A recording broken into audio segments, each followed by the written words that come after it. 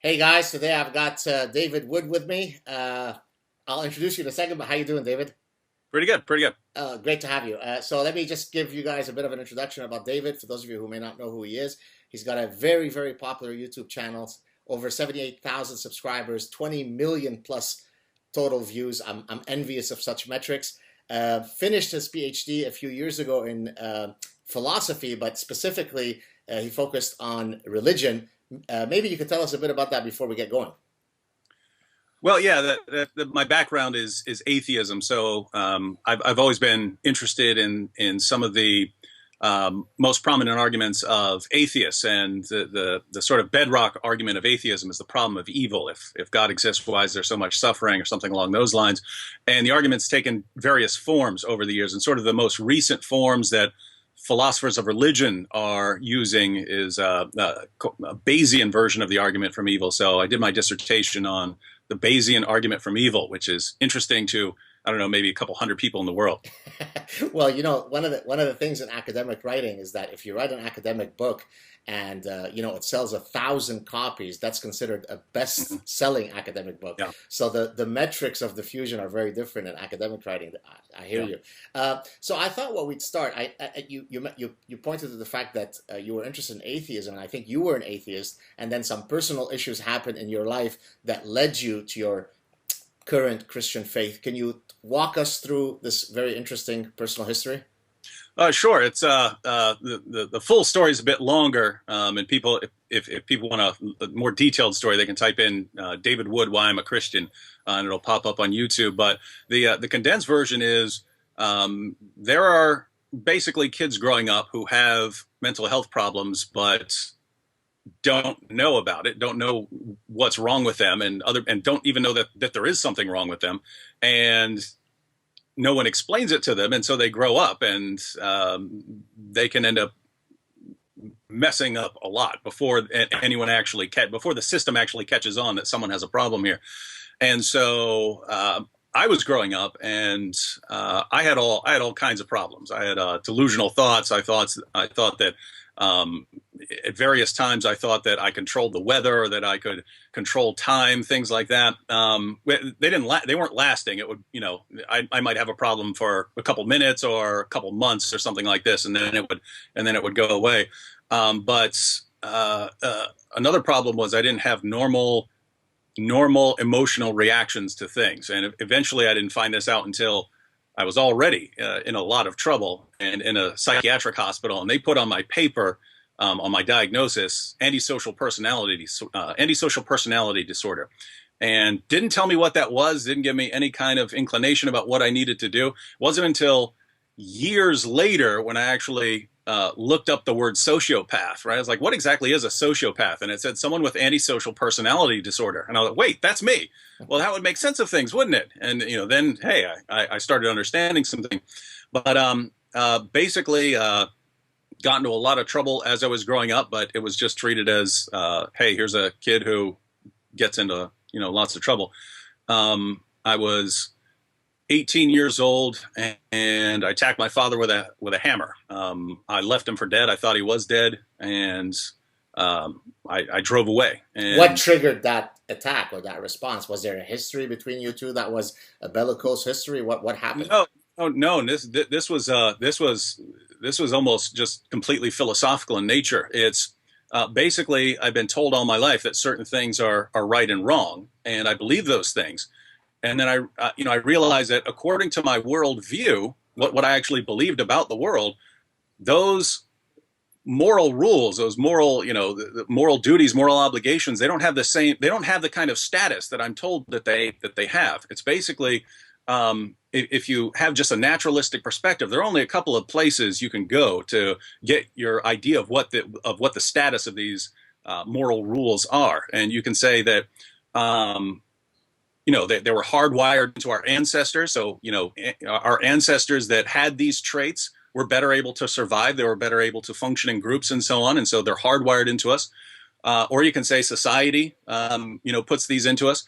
And I realized that I can't really trust either one of those sources as far as giving me any sort of moral obligation. I mean, a lion is hardwired to kill all the cubs of a competing pride when it moves into another pride, and that helps. I discussed that in one of my books, but go ahead. Yeah, and that helps the lion pass on its genetic information. I don't see how that has anything to do with whether it's right or wrong. And then, as far as society is concerned, I mean, someone who's marching for social justice or something like that over here feels very strongly about what they're doing, but the guy who in Afghanistan who kills his sister for walking down the street without a male escort, he feels just as strongly about what he's doing. And so just being told or trained by society doesn't seem like a good source either. And so you get to a point where you have to strive for some sort of consistency. And hey, I've got these moral beliefs, and I believe that these things are like absolutely right or absolutely wrong, and they can't have that status given these other things that I believe. And so you can drop that belief that they're really right or really wrong, or you can change your beliefs in order to include something that would make them really right or really wrong, or you can just live with the inconsistency. And with me, of course, I was convinced that all this talk of right and wrong is just nonsense. It's just nonsense. Why do I believe these things? Well, I believe that I'd kind of been brainwashed, right? I've been polluted by people telling me things all my life, and following a really, really twisted version of something Aristotle said when he said if you go too far in the doctrine of the golden mean, if you go too far in one direction towards one extreme, try going to the other extreme for a while, like bending a stick in the opposite direction. Bend it too far in the other direction, and then let it go, and it'll be nice, and you'll get that golden mean. All good things in moderation. Yeah, so with me, it's, hey, whatever I've been told about right now, I need to actually start doing the opposite to get these things out of my system. And so I just started doing every awful thing I could do. And that philosophical turmoil within you led to the attack on your dad? Yeah, it was. Wow. It was like protesting. Like if I really believe that this is all a bunch of nonsense, and and keep in mind I have mental health problems, right? So it's not just here's my worldview. I also have delusional thoughts and so on. So it's really a combination of everything. But that combination led me to feel like I'd been polluted by society, right? Like I'd been polluted and brainwashed and manipulated into doing certain things. And, I mean, just imagine if you found out you believed a bunch of things and then you all of a sudden found out that someone had been brainwashing you and manipulating you all your life. You'd be actually angry, right? Whoa, look at what this person has been doing to me all my life, and I want to lash out and so on. And so that's how. So was he? Did he die during the attack, or did he survive? He's dead now. He died of a heart attack, but he survived that. So you were convicted of an assault. Yeah, malicious wounding. So, and then you went to prison. You were an atheist at that point. And you discovered your faith in prison. Yeah, I was arguing with a Christian there who it was interesting. He was an interesting fellow. He had turned himself in for 21 felonies. So this guy becomes a Christian. He was in the Navy, and he goes back and confesses to 21 crimes that he committed over the years. And so I'm in there with this guy, and I started by making fun of him. And but he actually. You're making fun of a guy who confessed to killing 21 people. You got some. No. He didn't kill 21 people. He confessed to 21 crimes that he committed. 21 crimes. Sorry. Okay, gotcha. Yes. Yeah. And so we got into a lot of arguments and stuff. We ended up kind of becoming friends, but he made me think that maybe I need to look into a lot of things more than I have, because I'm just going with, hey, here's what I believe. And maybe I really need to examine the foundations of what I believe and so on. And along the way, I became a Christian. Now, okay, so that you're lucky, by the way, that you didn't go into prison today, because right now you'd be Muslim, because the Muslim proselytizing in prison. That was already there. That was there. By the way. That was there back then. Okay. Now, what years was that we're talking about? So this was. I went to jail and a psychiatric hospital in '94, and then I was out, and then I was in 95, and so 95 I meet this Christian, and it was a year later, after reading and so on, 96 when I became a Christian. So technically I could have been, if the other group had won in converting you, I would be speaking to Abdul Rahman Aziz right now, right? If someone else had won me over, you'd have been reading about me on the news. I think. Right. Okay. So now let's move on to your current work. What is it in your case that served, if there is a catalyst? What is the catalyst in your case that said, you know what, I'd like to forcefully use my freedom of speech to the extent that we still have it to criticize specifically Islam as you do in all of your work? Well, I'd had interactions with Muslims in prison, had discussions. I had a weightlifting partner who was the imam there, who was the imam of the Muslim community.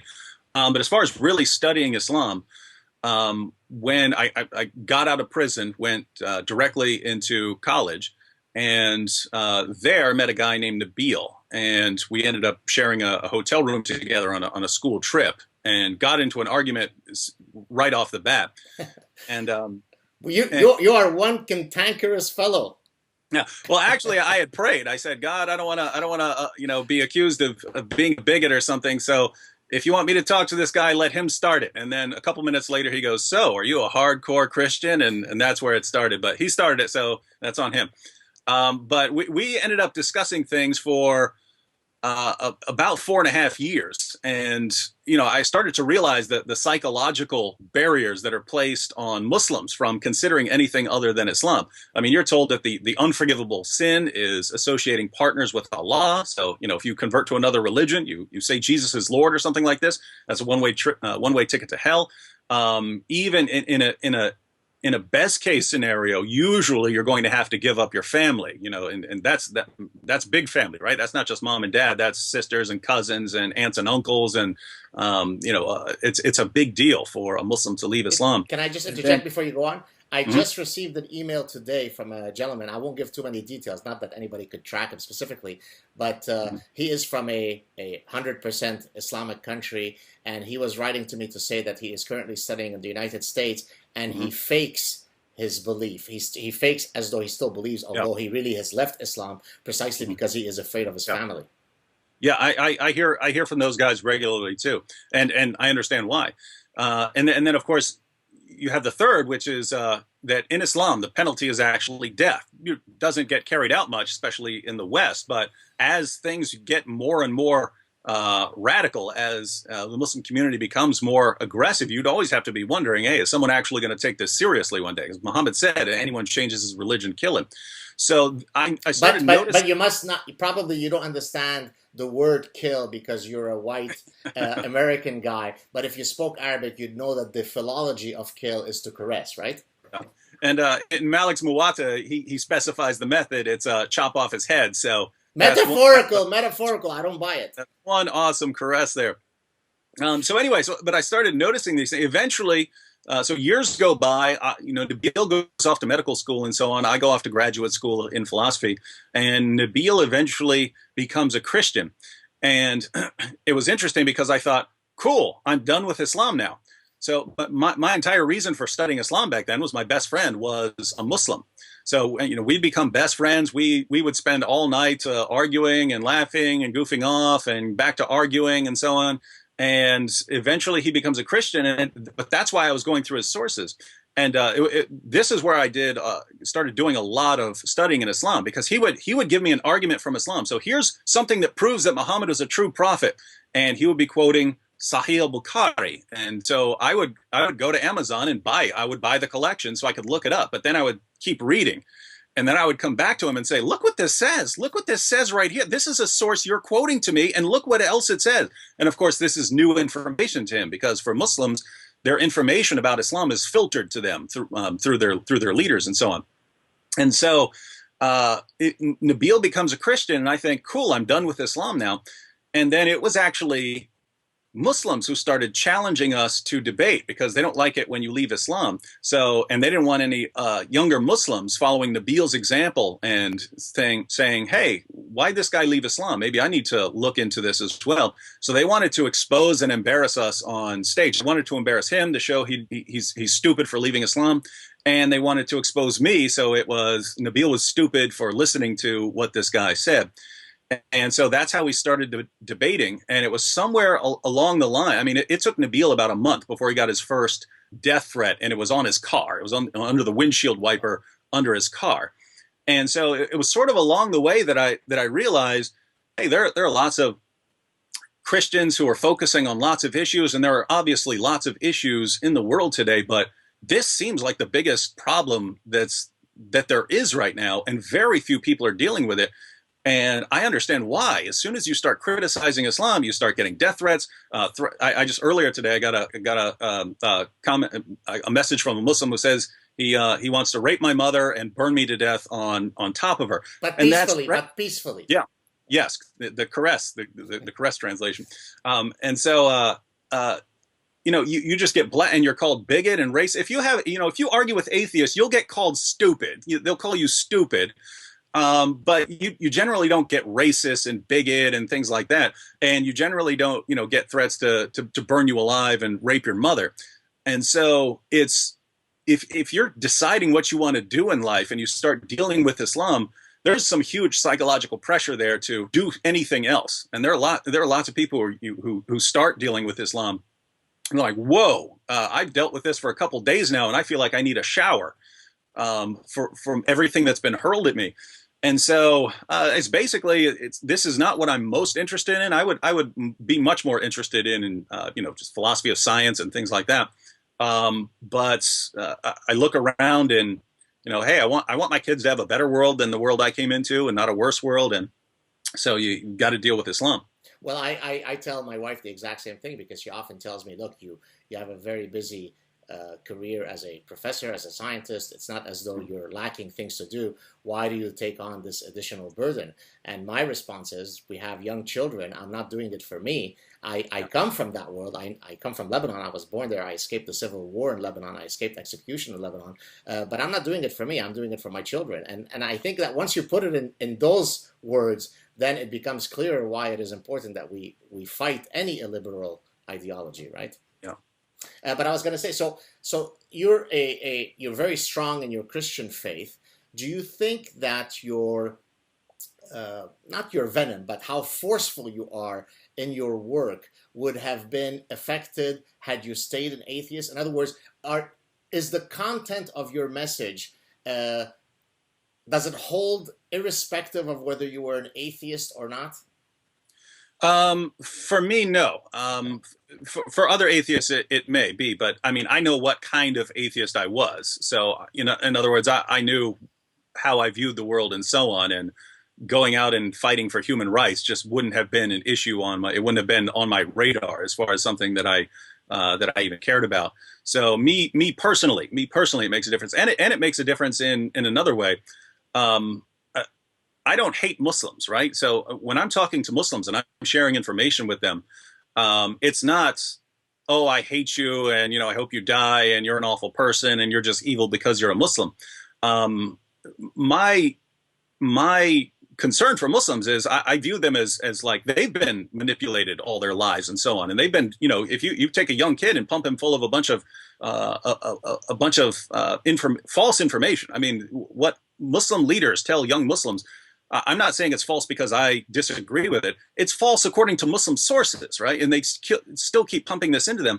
And so I look at someone, I look at them as, almost like they've sort of been intellectually kidnapped or hijacked. And so, we're helping them. And it wouldn't be very loving if we just said, oh, we don't want to hurt your feelings, so we'll just leave you like that. And that's all you're going to be for your entire life. And, you've got lots of people in the West who they look at what's going on in the world, and there are lots of people who do hate Muslims, and they find Muslims to be, evil people and so on. And if you ask them why, it's look at these bad things that they do. But because of my background, I'm really not in a position to say, look at this awful thing you've done. You're just hopeless right now. Because, I knew I got a second chance I didn't deserve given the things I've done in my life. And so the vast majority of Muslims, if you say, look at what they've done, I've done worse in my life. I've done worse in my life than they have. And so, I mean, I look back and I'm glad that someone started arguing with me. It made me rethink things. And so, I want to be that kind of person for Muslims out there. And so I think that is affected by by Got it. Christian. I was going to say that the content of what you say, its veracity, is true or false independently of what your religiosity is, right? So if you quote something from the Quran, Yes, that is yes, true, right? I think yeah. the where your religiosity comes in is in the manner by which the opposing camp responds to you. I think there's something in their view that is more sinister about you because it is as though you have an ulterior motive to your goal, right? If you're an atheist or you are completely dispassionate, I would, Bill Warner, for example, do you know who that is?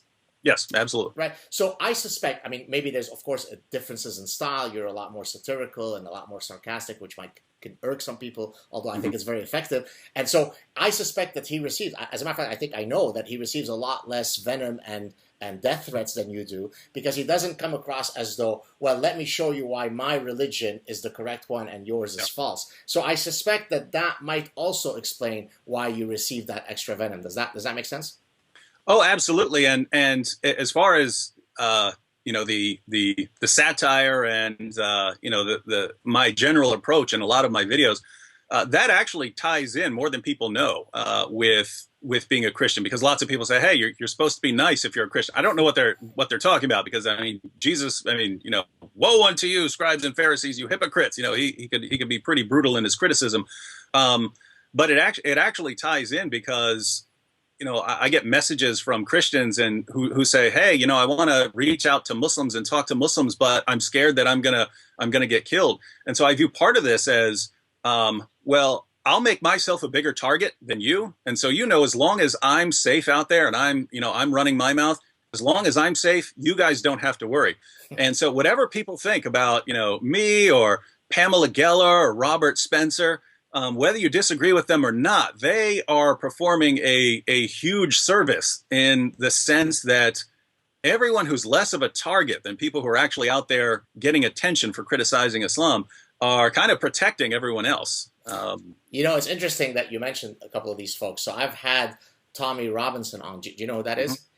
So I had Tommy Robinson on. I had Robert Spencer on. Now I have you. I would just correct me if I'm wrong, but you would probably be considered three of the more polarizing folks. And I would receive a lot of emails from people or messages where they say, "Oh, geez, why are you associating yourself with these bigots?" And then many of these exact same people, after they would hear my conversation with said folks, would come back and say, "Oh my God, I've been hoodwinked.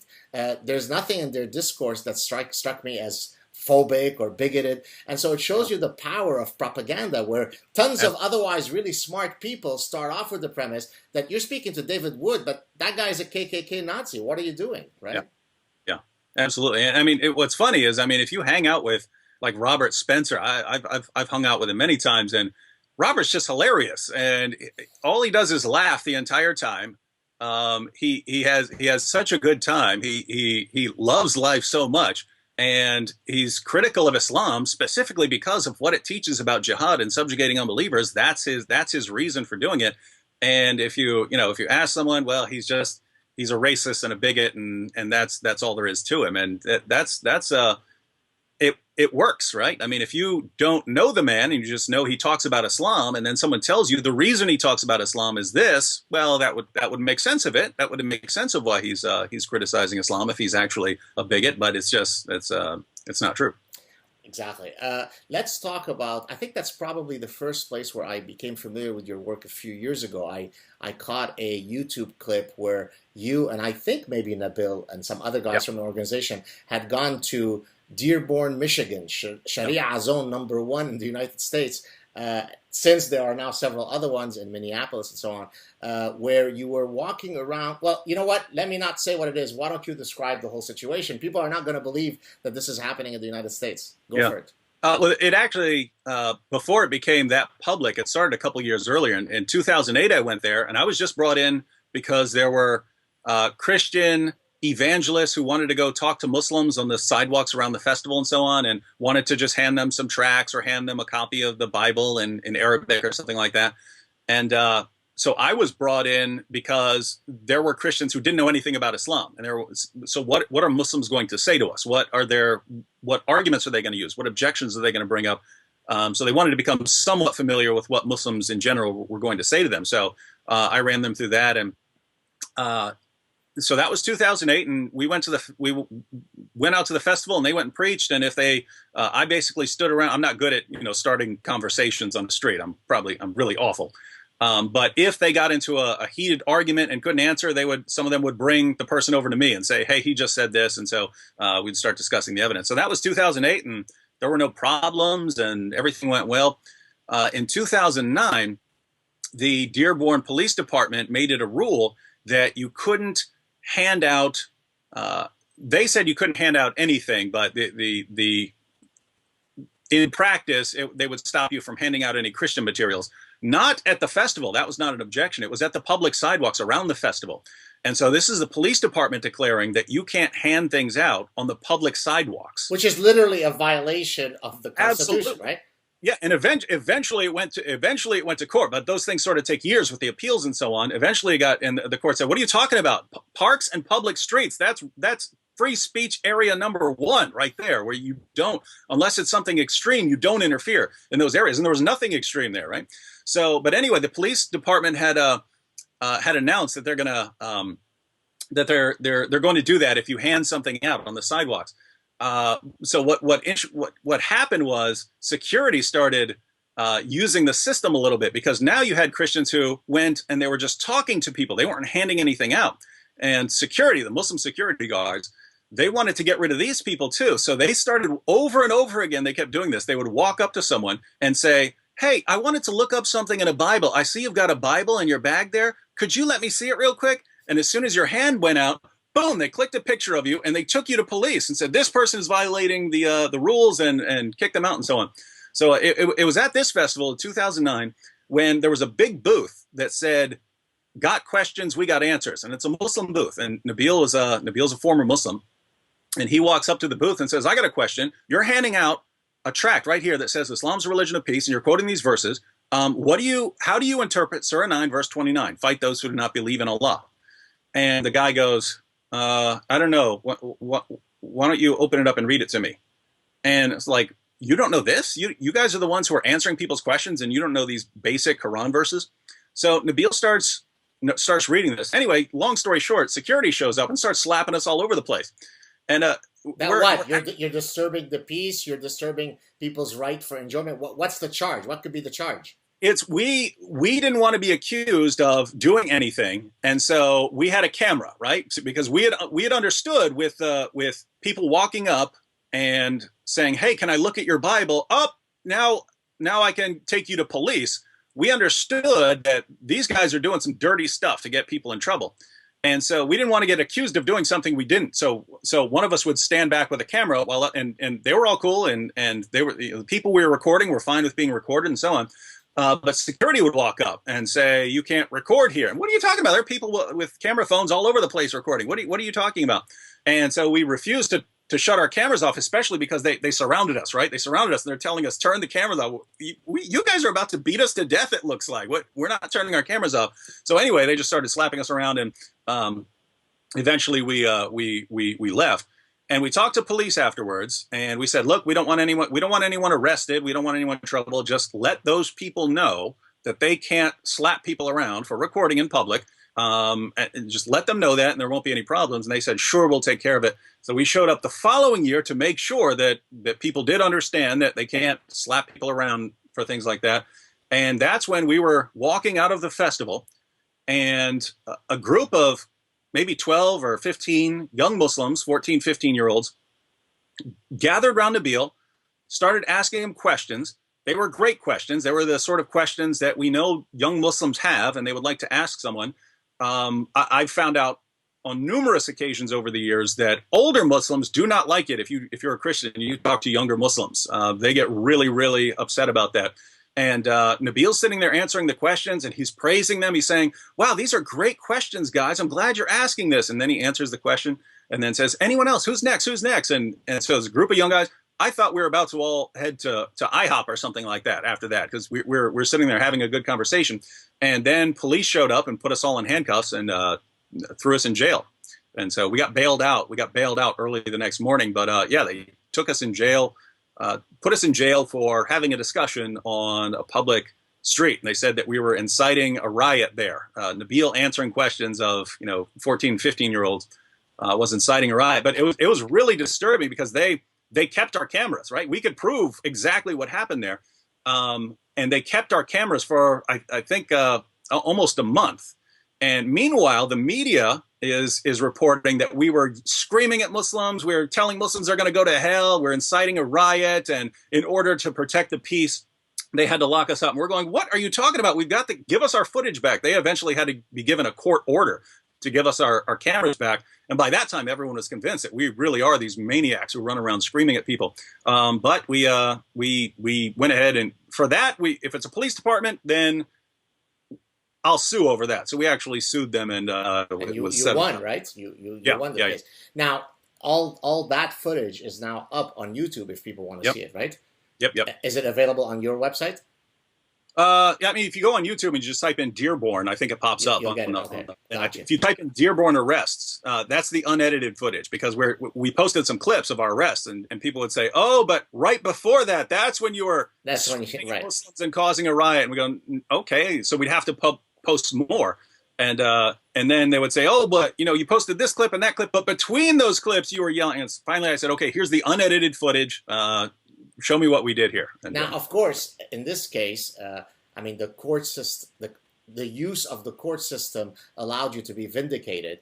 But of course, this only works as long as the demographic realities are as they are today. As those demographic realities change, then your ability to use our system, our democratic system, is somewhat tainted, because you never know whether, I mean, there was a case in Philadelphia, I think, a few years ago, right, where a Muslim convert judge actually chastised a guy for wearing a Muhammad suit during a parade. Are you familiar with this case? Right? And so in a sense, one can rejoice that the system is working, but the system can only keep working as long as the demographic realities are as they are, and not how they're potentially heading, correct?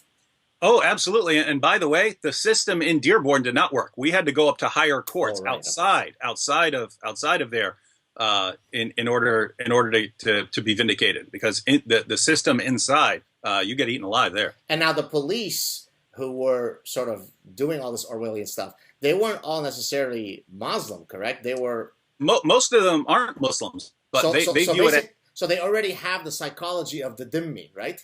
And maybe you could explain to us what that concept is.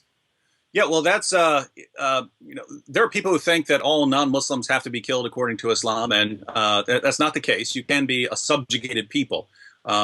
Christians and Jews can agree to pay tribute money to the Muslim community and still be Christians, and but you're a second-class citizen, and that's second class. By the way, second class is a generous nomenclature. You could say third class, possibly, right? Yeah. And so now, what's absolutely amazing is you still end up with this. You end up with this system, even if it's not officially the law of the land, in areas like Dearborn, where the police department find out that, hey, we have to be on really good terms with the Muslim community. Well, I mean, why? Well, we're looking for terrorists, and we have to, we need their, we need to be on good terms with them, and so on. And then they find out, well, to be on good terms with us, you have to do other things. Like, see those Christians over there bothering people? See them? You got to take care of those guys. And they'll do it, and they'll come after you. Now, one of the things that's very powerful in your work, other than, of course, your satirical delivery and so on, is that no one could accuse you of not being very familiar with the original text. But I did a clip recently on something that I called the Holy 3M of Apologia. Let me mention those words. It's mistranslated, it's misinterpreted, and it's misunderstood. And so the idea is the apologists for Islam will always come back with one of these 3 M's. There are a few other strategies. And so I'm sure that in your lengthy debates that you've had with Muslims, they've hit you with the Holy 3 M's. What is your typical rebuttal to sort of this collection of apologia? Well, my short response is at first to agree with it. So they'll say, you can't understand Islam if you're not reading it in the Arabic, and you can't trust translations and so on. And then I go, wow. So what you're telling me is Islam is completely useless to most of the world's population. Most of the world's population can't speak Arabic, and even among Arabs, most of them aren't familiar with classical Arabic and so on. And so, I mean, I know several fluent Arabic speakers who have a massive problem when they're reading the Quran. They don't know what they read. So just speaking Arabic isn't enough. You have to actually know 7th century Arabic. And so what you're telling me is if it can't be understood, then it's basically useless. Well, how can it be the religion for all mankind if it's useless to the vast majority of people? What you're telling me is I need to just listen to someone, right? I need to listen to what you tell me about Islam. But why should I listen to you rather than to, Abu Bakr al-Baghdadi? Why would I not listen to him? But he's not a true Muslim. He's a fake Muslim. That's the point. How do I know who the true Muslim is without having some text to tell me which is the true Muslim, right? In other words, I need a standard to tell me who's actually the true devout Muslim and who is misinterpreting the text. I can't know that these texts are being misinterpreted unless I can examine the text. And that's what you're telling me I can't possibly do. I can't examine the text. And so I don't know what to believe. And I might as well just believe Abu Bakr al-Baghdadi as quickly as I would believe you. So I'm not in much of a different position from before. But so that's how I initially respond. But if we go deeper, the Quran claims repeatedly to be clear, right? Over and over again, like a beating drum. These are the clear words. This is the clear message, and so on. That Allah's claiming that his revelations are clear. If they're clear, we should be able to understand them pretty well. And if we can't, then great. Then the Quran just isn't what it claims to be. And so, I usually go along those lines. But at the end of the day, that's kind of a lower level apologetic tactic for people who don't know much. But they have to do that against you because they can't use the excuse that you don't know the content. And therefore, once you start quoting this surah and that hadith, they have to find a way, right? You're not one of the original companions of Muhammad. Therefore, you can't speak about this, right? And what I mean there is if you're talking with more scholarly Muslims, they'll try to actually respond. They'll say, yes, this is what it says, but you have to go to the historical background and look at this situation and that situation. Then that unpacks the deeper meaning. Whereas, the sort of lower level tactic is, you can't understand any of this. You can't understand this. And for that other category of Muslims who are actually trying to respond, I had a great debate with Dr. Shabir Ali, on is the Quran a book of peace? And so we went through the Quran, and I deliberately used the exact same arguments I use in my YouTube videos, just so no one could say I caught him off guard or I was using something. I used the exact same argument I used in my 3 Stages of Jihad video, which has been out for a long time. And he just couldn't answer it. He tried quoting a couple Quran passages, and I would go back to the Muslim sources and show him that's not how Muhammad's companions interpreted it. And so if they're not interpreting that way, it's very odd for modern Muslims to come up with interpretations. And so really there was no answer for it. So what is the strategy then? I mean, is it simply the fact that there is lack of information and most people are cognitively lazy? They basically believe in some monotheistic God, right? I mean, if I'm born somewhere in Saudi Arabia and if I'm a decent person, I believe that there's a monotheistic God. I know that I should pray 5 times a day. I know that I should give zakat and so on. And I don't know all of the specifics, and I don't care about worrying about all those different surahs and so on. And therefore, what's the solution? Is it that that everybody should try to be convinced to read that stuff so that they can hopefully have some of that inner turmoil? Yeah. Well, you have something similar in both the Muslim world and in the non-Muslim world as far as lack of familiarity with what the Muslim sources actually say. But it's for completely different reasons. In the Muslim sources, there are so many warnings about if you misinterpret something here or you come up with your own view, you're going to hell. I mean, Surah 4, verse 65 says that if you find in yourself any resistance against Muhammad's decisions, you're not a real Muslim. I mean, think about that. I've never met a Muslim who doesn't have resistance against Muhammad's decisions. I start quoting them, so no, it's not, no, he didn't really mean that. They all have resistance against his teachings, and the Quran is saying you're not a real Muslim. And so, but and that, of course, and Muhammad said in the Hadith that anyone who innovates, so you come up with your own way of doing things, you're going to hell. And the impact, the psychological impact that that has had over the centuries of Muslims is that if you just try and read a little bit of the Quran, or you just try and read a little bit of the Hadith, you might come up with your own interpretation that is not based on a full awareness of the historical background or other things Muhammad said or other things, all the different scholarly opinions on it. You might not know that. And you might come up with a wrong interpretation, and then you're going to hell. So in order to avoid that, you either need to learn it all, or you just need to keep your mouth shut and listen to the scholars. So unless you are going to go all the way and become a sheikh, don't bother trying to learn it. Just listen to what your leader has said. So they have information that's completely filtered by their leaders for what they want to hear. And that's why Muslims, I mean, when you start talking about the satanic verses, and they have no clue what you're talking about, even though this is all over their early sources, they never come across it. And in the West, there are a couple of issues. Namely, if you start studying it and actually telling people what it says, you get, labeled a hate monger and so on.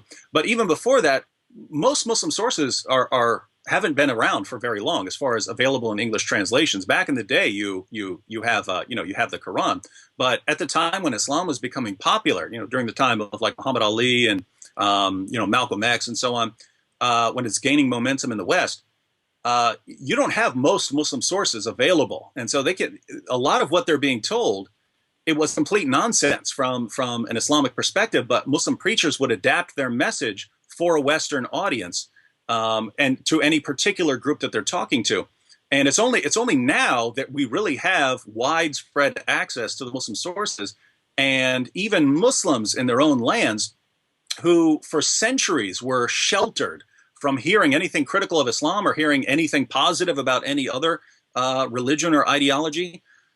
Now they've got the internet, and now they can start learning this from themselves. Their leaders can no longer shelter them. So people in the West who historically couldn't investigate it because they just didn't have the sources, and therefore if they wanted to learn something, they would have to go to a Muslim who may or may not be telling them the truth.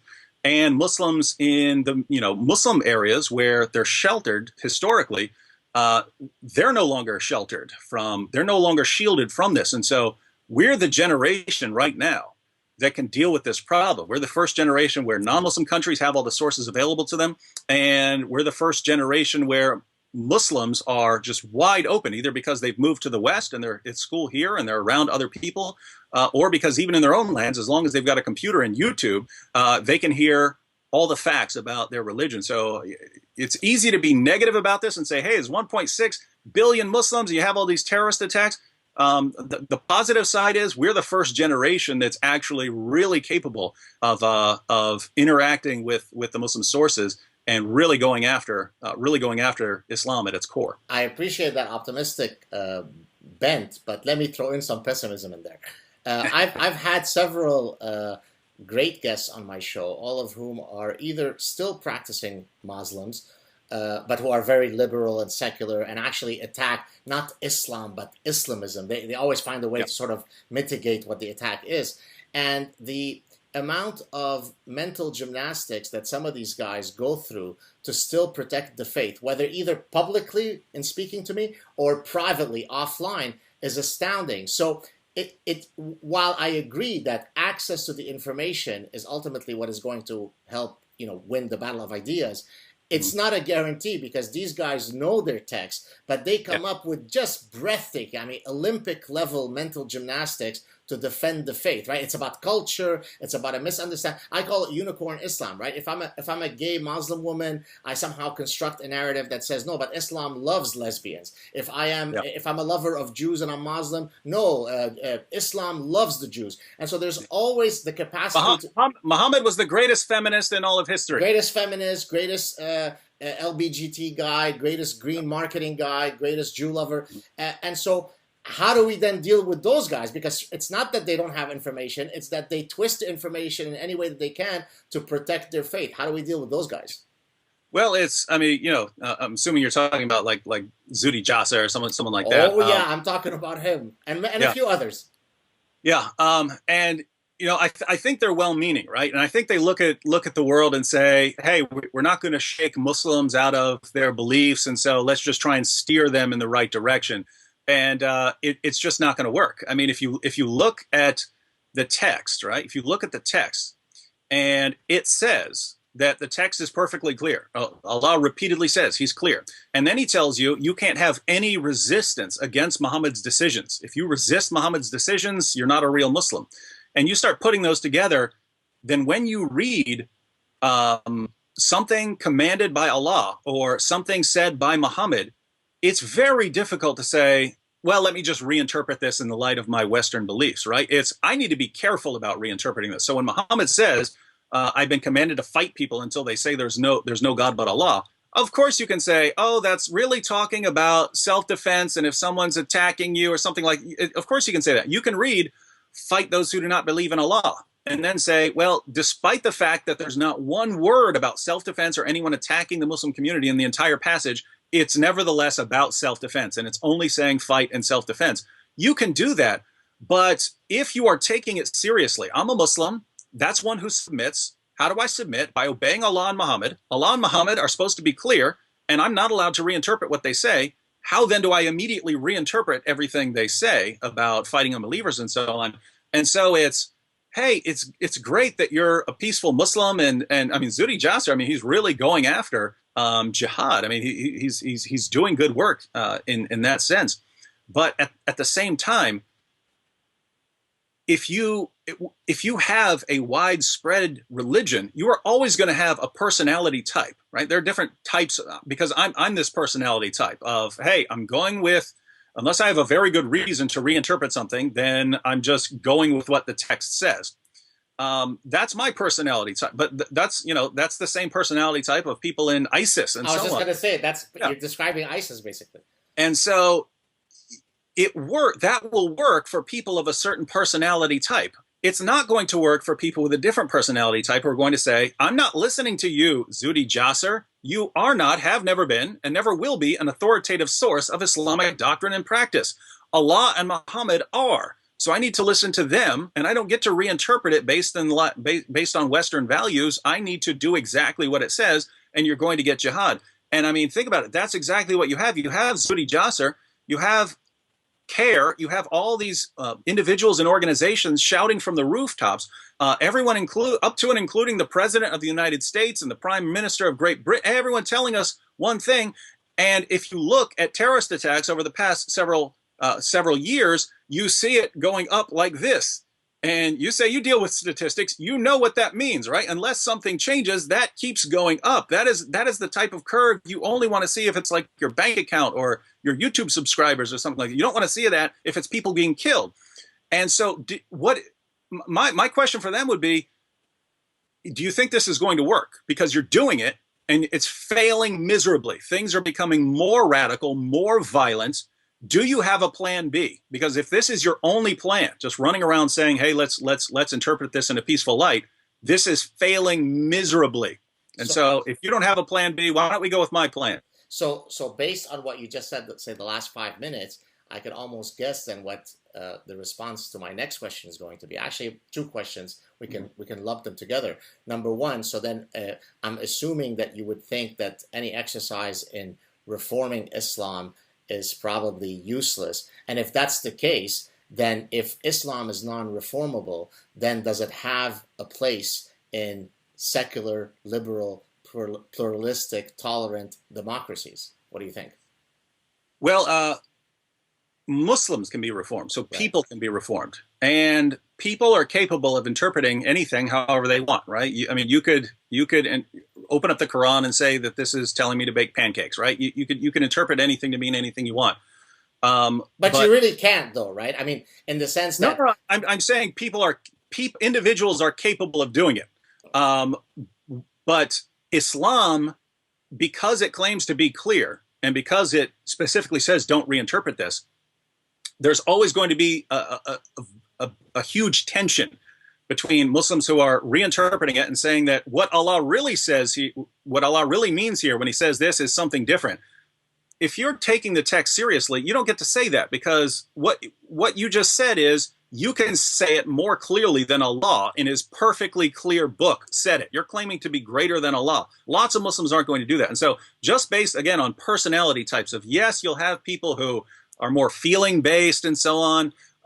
You'll have people who want to interpret the text for exactly what it means. And unless you come up with a way of changing human nature to where all people are the sorts of people who would just reinterpret something that you don't like, then this is not, Islam's not going to reform, right? Unless you took all Qurans and changed what it says, and you took, Bukhari and Muslim and so on, and changed what these texts say, then the texts are, some of the clearest passages are, fight those who do not believe in Allah, fight the unbelievers who are near to you, and let them find in you hardness. These are some of the clearest passages in the Quran. If you want to reinterpret those, why not reinterpret everything else? Why not reinterpret Muhammad saying pray 5 times a day? Why not reinterpret that? Why not reinterpret the Shahada? If you get to reinterpret that, then you're on shaky ground, and there are always going to be people who take it seriously, who understand that. You don't get to reinterpret these things. And so as long as Islam is around, as long as it continues, you're going to have violence emerging from it regularly, in spite of all the peaceful Muslims. So then, if we say link it then to a very pragmatic reality that the West is facing in all the different nations, how do we navigate, and I've asked this of many of my guests, how do we then navigate the tension between, being a humane culture that lets in people that are fleeing war who are otherwise kind and decent and peaceful, from the reality, which is there's always going to be a group within that people coming in who are, they don't have to be ISIS fighters. And I've often said that, right? If you let in Syrian refugees into Canada, I can bet you that the levels of anti-Semitism are going to hover around 90%. That's probably a charitable number. So if you are Jewish, then probably letting in 50,000 people, of whom 90% are genocidal in their hatred of the Jews, it's perfectly rational to be afraid of that, even though those people might invite you to a nice dinner with hummus and kibbeh, right? Yeah. But that still means that they hate gays, and they don't have the same feelings for women, and they don't like Jews. So then how do we navigate this tension? We want to be humane, we want to be open, we want to let people in who are fleeing war. I fled war, but how do we then deal with the other problems? How do we do that? Yeah, you of course have the people who say, just close off nations to immigration and so on. For the record, I get in trouble for saying, no, that's not the route I think we should go. I would certainly want to change the face of how immigration currently works. If you look at the thousands of people who are marching through Europe, they seem like almost all of them were like 25-year-old Muslims, really right? Muscular, ominous looking guys. Yes. In other words, the people who are most and best able to survive in a war-torn area, they were the ones fleeing. And the people who were least able to survive in a war-torn area, they were the ones left behind because they can't make the march. You know what the usual argument against that fact is? That they send their men first to make sure that it is okay wherever they're going, so that they can then bring their women. And so they leave the women and children back in Raqqa. They move to Mannheim to make sure that Mannheim and Cologne are safe. There you go. Yeah. Good, upstanding men there, leaving their wives back in the middle of the war. So, I think there needs to be some priorities here, but people resist all priorities. If you're a religious minority, even a Muslim religious minority, that should be a consideration. If you're a woman or a child or an old person, that should give you some priority over 25-year-old, very strong, young, strapping lad. And even then, there are refugee populations in the world that are much worse off. You look at like starving people in areas of Africa where, you wonder how this little kid can even be alive. And, and our concern is, hey, we need to get this 25-year-old Muslim in there because he's got it rough. Well, he's got it even in his own situation. That's not as bad as some of these other people. And so, it's a tricky situation. But if you're talking about 25-year-old young Muslims, I would be in favor of, hey, since you're coming here, we're going to hook you up to a machine. It's called a lie detector. And we're going to have this guy here. He's going to ask you some questions. And we want you to answer honestly. If you don't answer honestly, we're going to send you back. And if you give the wrong answers on some of these things, we're going to send you back. I think people will be able to beat that lie detector, right? Well, it can happen, but most people can't. So, someone would get through, but most people can't beat a lie detector.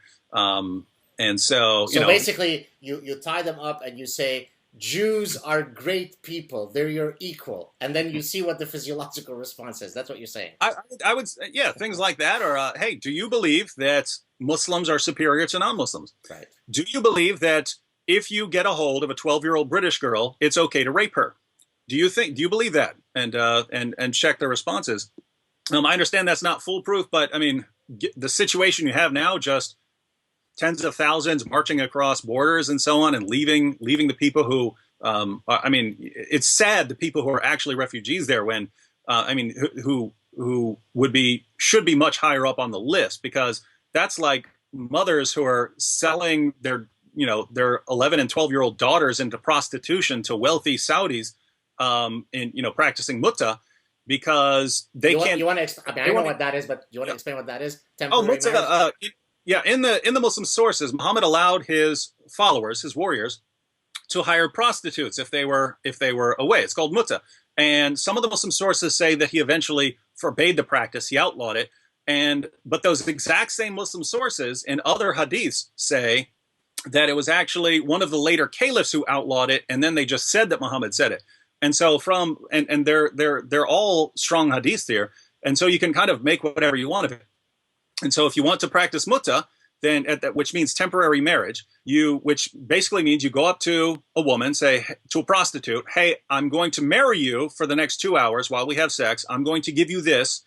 I'm going to give you this amount of money, and then you'll be my wife for 2 hours or 2 days or something like that. And one of the bad situations arising out of Syria has been when women are starving and they realize they're just going to die, they'll sell their 11 and 12-year-old daughters for 2 weeks to a rich Saudi, and that will feed them for several months, but they're selling their daughters into prostitution. So there are people who are in really bad situations there. And so, but they're not the people who are coming here, right? They're not the people who are coming here as refugees and immigrants. Well, some have said that why don't you just provide all the refugees with areas of safety in those zones, right? I mean, in other words, you don't need to have a complete rearrangement, a new social experiment where you change the character of the West to be in order to be humane, right? I mean, we know that, for example, the Gulf countries have let in, I think, upon last checking, it was 0, right? So you could still be very humane. You could still recognize that most of these people need our help and are perfectly peaceful and lovely people, without necessarily saying, well, you know what, I'm going to import all these people here and change the. I mean, I've seen now in Montreal, right? I mean, I live in Montreal, Canada. And by the way, I know, not that I should have to qualify this, but I've known and met and been friends with more Muslims than most people could ever imagine. So again, of course, most Muslims are very nice. But the reality is, when Islam comes into a place, it changes the character of that society. I see it in Montreal, right? You now see women who are dressed in, really astoundingly repressive, sartorial attire. And then there's the next girl next to her wearing a miniskirt. The demographic numbers are going to be such that both of these two things cannot coexist, and it doesn't take Einstein to recognize it. And to recognize it doesn't make you a member of the KKK Nazi party, right? So the bottom line is, I mean, it's very frustrating because the reflex of most people is to always recoil back into you're bigoted, you're racist, and so on. Whereas in reality, we're truly being liberal. We want to protect secular, plural societies, right? So as far as a solution to this problem, I mean, the situation now is unsustainable in the sense that you're headed for disaster one way or another, right? Pew Research shows that Muslims have the highest birth rates in the world. The population is growing rapidly, but it's not just in Muslim areas. Even in non-Muslim areas, they have higher birth rates than others. But Islam has a really, really poor knack for making stable countries that people want to live in. So people always want to leave the countries and go somewhere else. And so Islam is spreading rapidly due to birth rates, and it's spreading rapidly in non-Muslim areas due to immigration and refugee status and so on. And so this ends in disaster unless something changes. Something has to change, or you're just going to end in disaster. And basically, you're looking towards a future of, a massive war or something like this, or something happens before then. And I'm of the view, I'm optimistic in this sense, that I don't think Islam can stand up to criticism. I don't think Muhammad can stand up to criticism. And so what I would be in favor of is just, I think that if people learn the basics of Muhammad's life and can share them to where these things become common knowledge. One, I don't think you'll have anyone converting to Islam. I've never met someone who converted to Islam based on a careful study of Islam. The people I've met who've converted to Islam say some of the most ridiculous reasons for why they converted that I've ever heard in my life, and it's almost always based on them being given false information by the Muslim preacher they were talking to. Islam is feminism, right? Yeah, things like that. The Quran is a scientific masterpiece. Right. People will convert to this and won't even bother looking it up and seeing what the Quran actually says. And so, if people generally only convert when they're given some sort of false information, and Muslims, when they give their reasons for being Muslims, give usually reasons that are completely wrong. And again, not just according to me, according to their own sources, they're wrong. Then I'm convinced that if basic facts became common knowledge to the point where if a Muslim preacher shows up and says, Muhammad is a feminist, and 8 hands go up and say, we got some questions for you on this one, then one, you're not going to be seeing people convert to Islam. And I think you're going to see a lot of Muslims leave Islam. And even Muslims who don't leave Islam, I think they're going to be shaken enough to where they're not going and, blowing themselves up. Now, keep in mind, there is here again a personality type that will continue to believe in Islam and will continue to believe, to go blow people up and so on. But I think you'd have a much, much smaller problem right now if general facts about Islam and about Muhammad were common knowledge among Muslims and among non-Muslims, because I've just seen it over and over again. I've seen Muslims just be shocked at hearing things about Muhammad that they didn't know before.